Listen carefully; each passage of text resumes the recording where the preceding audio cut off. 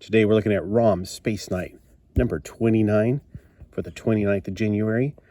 ROM was one of my favorite characters back in the 70s and 80s. I never had the action figure. My cousin Chris had it. I played with it. I really didn't care for it, to be honest with you. I don't like gimmicks like this. If you know what I'm talking about, you had the toy, you played with the toy. It was one of those things where you plugged it in. It didn't have much articulation. It was kind of boring. I mean, compared to Micronauts, which were also at about the same time, because they both came out, the comic books came about the same time period. ROM is definitely one of those comic books that I picked up from day one till the very end. Now, in this particular issue, we're jumping a lot, so if you want to go back and read all the old issues, please do. But we come up with the death of Starshine. That's a sad thing. The death of Starshine, and you might be thinking, Brandy? No. If you read all these back whenever you were a kid in the 70s and 80s, then you remember it out of order and kind of bits and pieces. When I heard about Starshine, I was like, well, dang, I didn't think she was even in this issue. Oh, that's Starshine. The one that has the weird triangle head. This is Starshine. Let me try to... There we go. And he's very upset. I mean, they were basically lovers before they became warriors, and Starshine still loved him, but he's like, you can't give in to love because we're warriors. We're encased in this metal. We'll never get out of it. And even if we wanted to play baseball, we couldn't do that. Even if we wanted Cracker Jack, we couldn't do that. He's very upset. This is Brandy. She actually becomes, spoiler alert, Starshine later. It has a lot to do with what's in the very end of this story.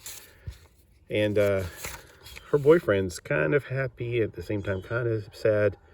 He's kind of conflicted because he's very jealous of Rom, even though what's Rom going to do? I mean, other than Brandy is actually, for some reason, in love with the big giant metal toaster head guy. Don't know why. The very interesting thing also is that the mole men are not considered evil in this comic book. They're helpful. They actually helped Torpedo catch the diary version of Torpedo and basically get rid of him. So the mole men are not exactly evil. They're just trying to protect themselves. Well, all that aside, while he's going off on patrol, he comes across an evil energy, and then he thinks this man must be something evil, but he wouldn't be affected by the nebula energy. It's a very toxic environment, like the diaries like their environment they would love. He scans him. No, he's just a man. He's living in a very bad area with his wife and 3 kids. Why they don't get out of there is insane. It's completely insane. The reason they give him is because, well, they had a friend. They're trying to hope he comes back. In reality, let's be honest, I don't care how good that friend is. Yeah, I'm out of there. I wouldn't stay there and let my family get sick. Thankfully, Rom's neutralizer can neutralize that poison, cleaned all of them, so they're actually healthy now. Of course, they'll probably get unhealthy as they stay there. They tell a story that's actually in Hulk. So it doesn't give it here, but it gives another side of the story for what happened in Hulk 179, which happened right before 181. So definitely check that out. It's the retelling from a very one-sided perspective of what happened to 179. Hulk and this dude went at it. This is their friend, actually, the pink guy. But they went to war because the Bruce Banner... somehow or other they found out Bruce Banner was the Hulk. I don't know. It's a little confusing because I thought nobody knew about Bruce Banner. So they're trying to find out, like, okay, basically they think that Hulk's body is underground decomposing, or both of their bodies are underground decomposing because they fought and they disappeared after the fight. So Rom goes down into the shaft. While he's going down into the shaft, it says something he has to have oxygen, which is like, why does it give this little detail? Because honestly, nobody's going to like question whether or not he needs oxygen, but they don't usually take in oxygen through his armor. He goes into space for long periods of time. We assume that he's not going to need to breathe that stuff. What is that noise? I don't know. Nobody has grass around here, so that can't be a lawnmower. All right. Rom finds him. He gives his side of the story again, but from his perspective.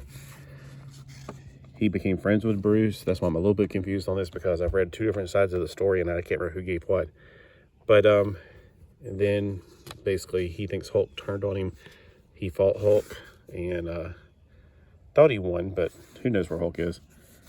Then while he's down there, he's thinking this guy, while he's bringing out his weapon, and it's not a weapon, he just wants to cure him like he did those humans. And he gets really mad about the whole thing. He thinks it's a weapon. He goes into a rage, starts fighting for no reason. Fighting. That's causing, what did he call it? It's a bottom out. Kind of like an earthquake, but it's coming from the ground inside. Like they know what's going on. There's something going on with the collapsing of caves. While he's fighting, this is really weird. He goes back together like he's some kind of molecule, like Lego person or something. It's really strange. During the fight, he pulls it out one more time just to zap the heck out of him to stop him. And then he can purify him. Oh, and then Captain America jumps in. Wait, that's a commercial for Hostess. He brings him out. The family's like, yay, we got our friend back. But they're going to have to move on because even though he's no longer... Oh, by the way, the toxins are coming from his body, emitting them. Even though now he's no longer got the toxins emitting, I'm sure the place is still pretty much toxic. So they got to move on. All right, I hope that made a lot of sense because it seems like it was from my basic bottom line is it's a great issue. It's one of those villains of the week kind of issues. It feels like he fought another person, he's moving on to a different thing. It feels like we'll never see that pink guy again. At least I don't remember again. And the only thing we got building into his overall story was that Starshine died. Oh, and there is one little place, and it may have been right back here. It seems like it was at the end, but the mole man snatched her body. And then that's why they told the guy right here, put the dirt back so they won't know what happened. I don't know what's going to go on exactly, but it may have something to do with the fact that Brandy does eventually get Starshine's armor, and she actually does become the new Starshine.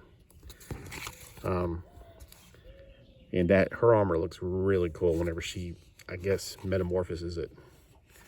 But hey, I would definitely check out this issue if I was you. If you've read Rom, if I could speak English, if you've read Rom. Oh my gosh. Okay, so if you've read Rom in the past, let me know if this is one of your favorite stories. I don't really remember this story that much. I do remember Starshine dying. I kind of vaguely remember it. And I read every single one of them when I was a kid, so it's been like 40 years. Again, like the Micronauts. That was another comic book I absolutely read every issue. All right, well, thank you for watching, and comment below. Have a great day.